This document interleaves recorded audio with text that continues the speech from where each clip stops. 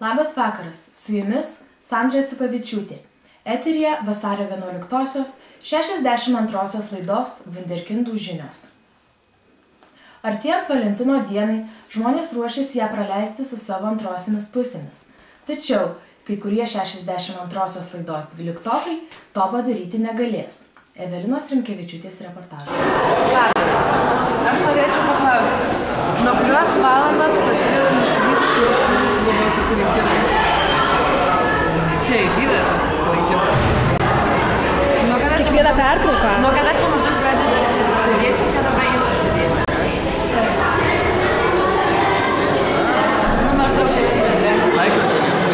O čia jis tave pakeis? Paskui, kai išeisi, kai baigsi 12, jis tave pakeis, ne? Ne? Labai sunkiai atranka iš šitą klubą. O tai, pavyzdžiui, kada jūs čia sėdite?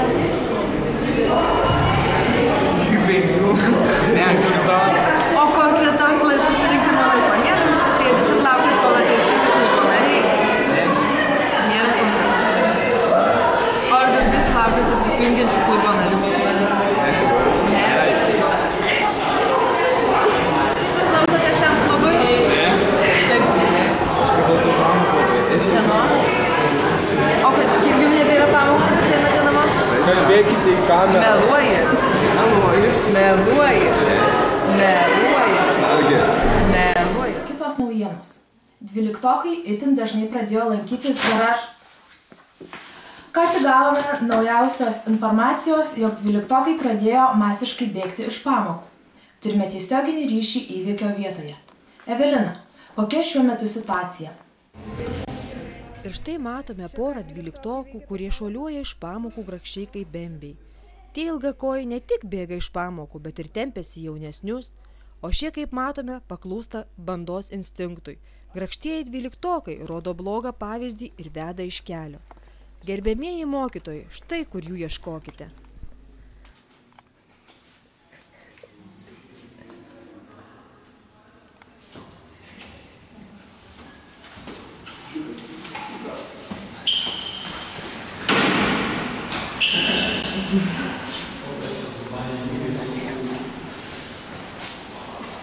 Pabėgo dvyliktokas.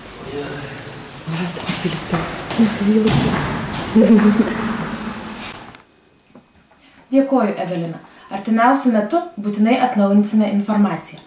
Toliau žiniose kriminalai, sporto naujienos ir orai.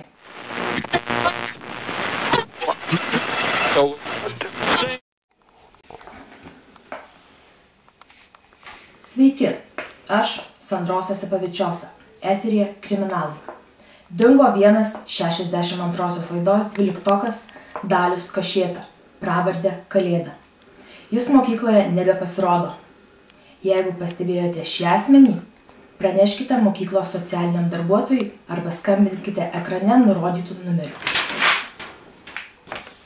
Taip pat dingo Aušvydas Jarmalavičius, pravarde Boliai. Paskutinį kartą matytas ant Kavaliauskienės lieptelio su neaiškios kilmės skysčių rankose. Jeigu pastebėjote šį asmenį, skambinkite numeriu 86, bet koks skaičius 112 03 arklio galva. Laimiai daugiau kriminalų nėra, nes likusi dvyliktokų dalis yra sąlyginai padori. Toliau sportas su Aleksandru Sipavičiumi.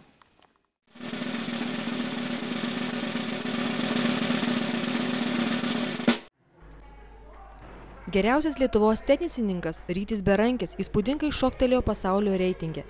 Dar praėjusių metų rugsėjį jis buvo 10 592 vietoje, o dabar 10 591. Šuolių net per visą poziciją jis apsiriboti neketina.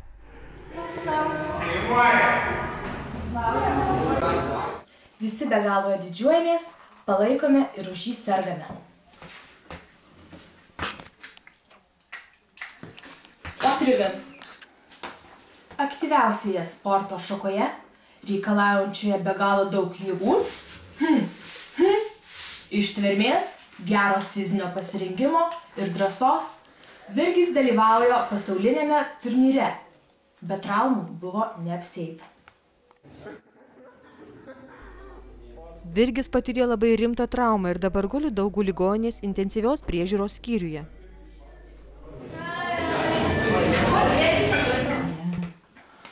Dabar jau filmuoju viską.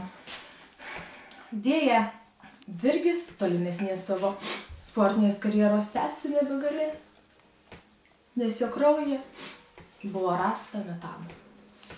Toliau žiniose orai.